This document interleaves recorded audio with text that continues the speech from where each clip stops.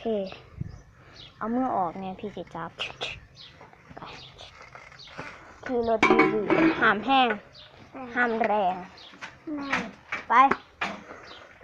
ห้วยรถห้างนี่แม่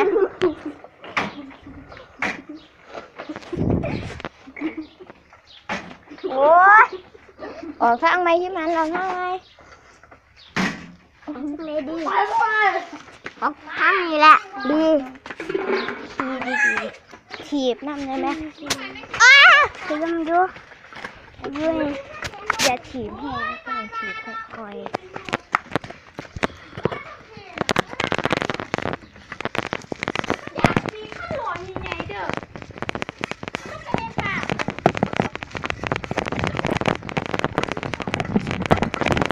คุยกันเลยคุยกัน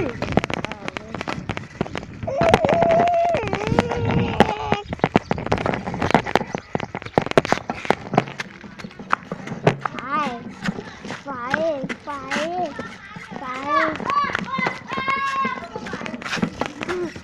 โอ้ยหันแดดเดี๋ยวหันแดดจะฆ่าพวกมึง2 คนบ้าฉันอัดคลิปอยู่หัวแล้ว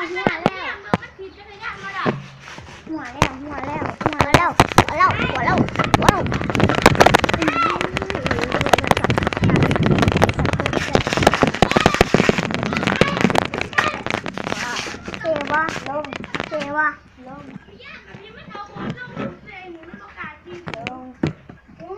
ก็มึงนี่วะ